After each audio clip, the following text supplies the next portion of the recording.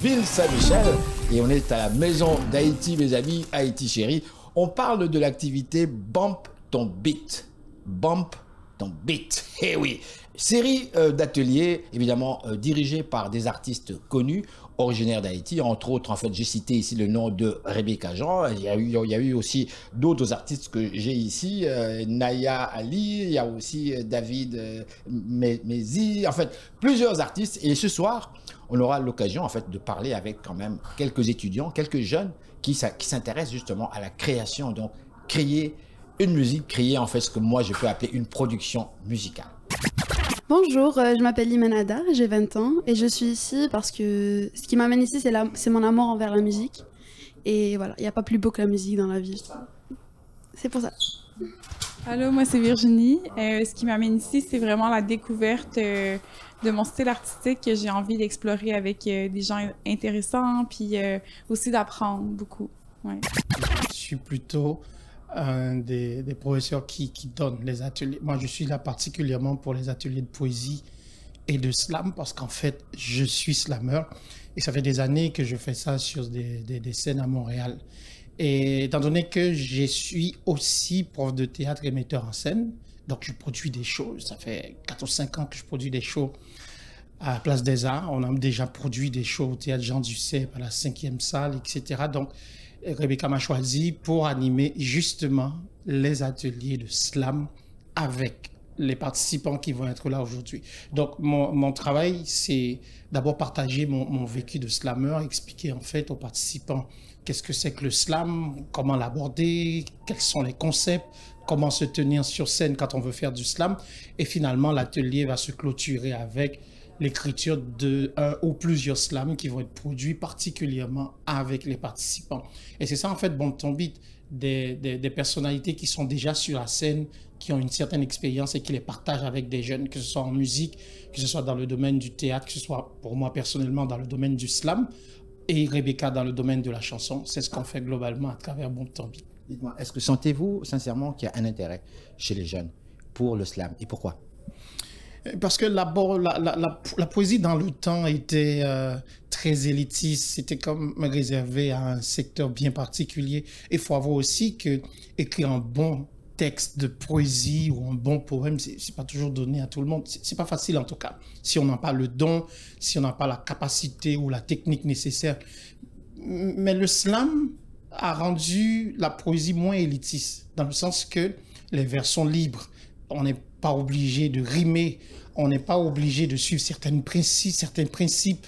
On n'est même plus obligé d'écrire avec classe, c'est-à-dire on est surtout porté à écrire un texte engagé. Et c'est ça tout le sens du slam. C'est pour ça que vous verrez que tous les slammeurs ont d'une manière générale un message à porter. Et le message est surtout et toujours personnel parce que le slam, en fait, c'est du spoken word, c'est véritablement fait pour être dit. C'est difficile de voir un recueil de slam publié. Mais vous verrez par contre beaucoup de slammeurs sur scène. En fait, c'est ça véritablement l'objectif et le rôle du slam. Donc, rendre la poésie beaucoup plus accessible, rendre le texte beaucoup plus facile à écrire et surtout le rendre moins ennuyeux dans un sens parce que ça permet de ne pas se casser la tête à suivre des règles que vous savez tout comme moi qui sont pas faciles à suivre d'une certaine manière parce que la poésie c'est images, c'est métaphores et ces images et ces métaphores, il n'est pas donné à tout le monde d'être romain même si tous les chemins mènent à Rome, vous comprenez. Dites-moi, pour moi qui suis non connaisseur, je pose une question très simple. Quelle différence vous faites, monsieur, entre le slam et le rap? C'est à peu près qu'est-ce que je viens de dire. Le rap, par exemple, suit son propre rythme, dans le sens où les textes particulièrement sont rimés et certaines fois versifiés. Le rap suit généralement beaucoup de règles de la poésie et c'est pour ça qu'un rappeur souvent est un très bon poète. Tandis qu'au niveau du slam, par exemple, tu n'es pas forcément obligé de suivre certains principes ou certaines règles. Je vais donner un exemple. Un texte de rap peut être carrément écrit sous forme d'alexandrin, peut être rimé il peut y avoir des paraboles, il peut y avoir des métaphores.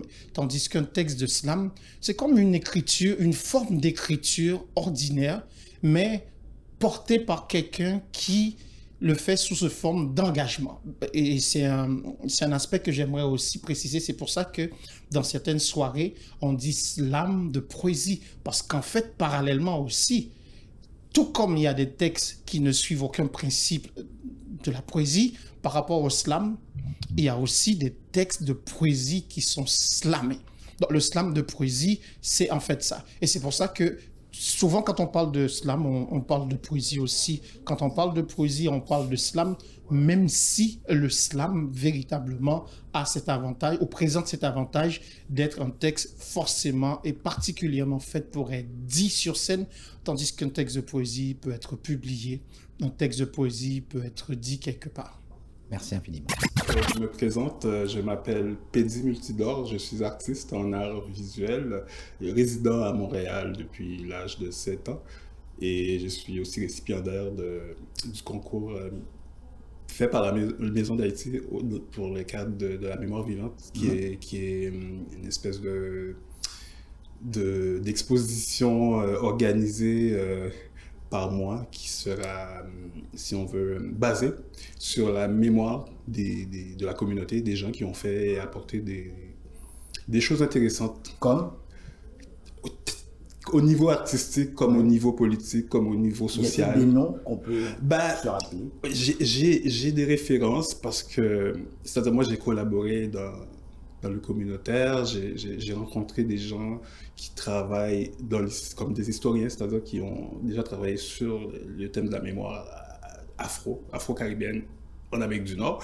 Donc ça m'a inspiré justement ce vernissage qui va se baser sur reconstituer ou si on veut faire vivre la mémoire de ces gens-là qui n'ont pas été reconnus, exactement. On peut dire aux jeunes aujourd'hui qu'effectivement, mémoire, c'est gros, c'est énorme. Il y a eu des Noirs, des hommes comme nous qui avons fait des choses ici. Des choses très intéressantes. Oui. Et c'est un peu dans ce cadre-là, justement, c'est ça? Oui, c'est dans ce cadre-là, et puis c'est dans le sens que de revaloriser aussi les nouveaux, les jeunes qui vont venir et puis qui ont besoin de points de repère finalement, parce que on est, nous, de certaines générations, on vient de nos pays. Oui, exactement, de plusieurs origines. Ouais. Donc, il y a ceux qui naissent ici, et puis qui finalement, eux... ils sont chez eux. Ils sont chez eux, mais en même temps, ils ont quand même un lien avec chez nous, quoi. L'héritage de nos parents. Sentez-vous que les jeunes le vivent réellement, ce que vous dites là? Ben, justement, je trouve que non, parce que je trouve que il n'y a pas de valorisation de ce que font justement ces gens-là qui viennent d'ailleurs dans l'histoire et dans d'autres médias, comme aujourd'hui d'ailleurs, je trouve que au niveau du cinéma et puis de la télévision, je trouve qu'il n'y a pas assez de réflexion sur l'apport de ces gens-là, parce qu'on est quand même en Amérique, et puis l'Amérique, c'est l'immigration, c'est plein de gens qui ont contribué à faire. Et puis, il faudrait mettre en chapitre, visuellement, médiatiquement, c'est faire la promotion de ces gens-là qui ont aussi bâti ce continent un peu plus. 3, 2, 1. Bonsoir, mon nom c'est Bonga, Réginald Bonga. Je suis artiste musicien. Et mon style que je joue, ça s'appelle Voodoo Jazz. Voodoo Jazz, ça vient d'Haïti, de la culture traditionnelle haïtienne. Et puis je suis là à Montréal pour expérimenter ça. Et récemment, j'ai créé une pièce qui s'appelle Grand Bois. Grand Bois qui s'est inspiré de ce qu'il y a dans la nature, de spirituel, de profond, pour créer une œuvre, pour parler vraiment de l'environnement, de la protection de l'environnement, de proposer aussi un langage, un comportement, pour susciter aussi un comportement vraiment éco-responsable. Donc, j'ai présenté une première partie de ce spectacle au festival afro-urbain de la Maison d'Haïti, ici. Donc, voilà, je continue encore à produire d'autres niveaux du spectacle. Donc, c'est en cours de création.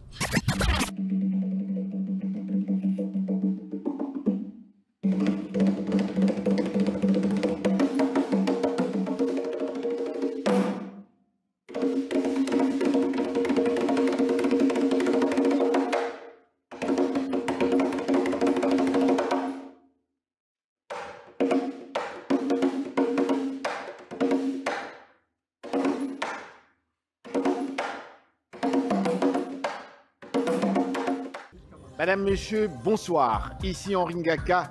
Ne ratez surtout pas nos prochaines émissions présentées à ICI Télévision depuis Montréal. Ça.